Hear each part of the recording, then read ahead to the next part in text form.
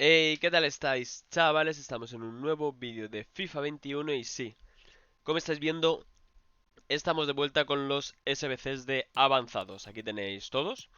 Los tenéis todos abajo en la descripción, que los estoy subiendo todos juntos. Tenéis los links, tenéis también el truco de la lealtad.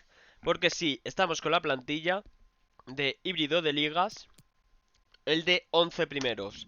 Vale, 16.500 monedas. Si en alguno se me pasa a decir el precio o si necesita lealtad, lo tendréis abajo, ¿vale? Necesita 11 jugadores con lealtad y 2 cambios de posición. ¿Podía haber otras formas sin tanta cambio de posición? Sí, pero se disparaba de precio, entonces yo creo que no compensa, ¿vale?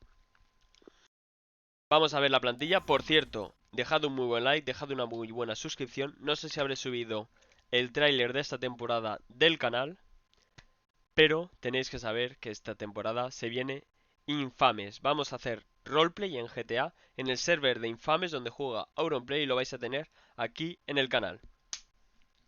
Nos han cogido la historia y ya os contaré más detalles. Así que, bueno, y ya un poquito para acabar con el spam.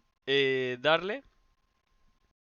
Abajo tenéis un vídeo para ver si compensan todos estos SBCs. Yo siempre digo que sí, siempre compensan, así que bueno. Aquí no sé qué dos jugadores he cambiado de posición. Vale, uno es Joaquín Correa y el otro creo que es Emi Buendía o el otro... O Piatti, creo que es Piatti, ¿vale?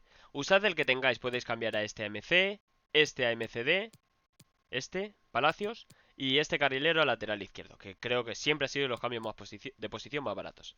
Necesitan todos con lealtad, como veis. Así que nada, empezamos por Joaquín Correa. Muy bien, ni me equivoco de botón. Ignacio Piatti, Paredes, Gonzalo Martínez, Emi Buendía, Palacios, Jonathan Silva. Por cierto, os digo el nombre, que lo veis arriba, para que, porque solo con Silva no lo vais a encontrar, ¿vale? Marco Rojo, Martínez Cuarta, Pavón y Rulli. Esta es la plantilla, 16.000 moneditas y un sobre de 50.000. Así que nada, chicos, dejad vuestro like, vuestra suscripción y nos vemos en el siguiente vídeo. Adiós.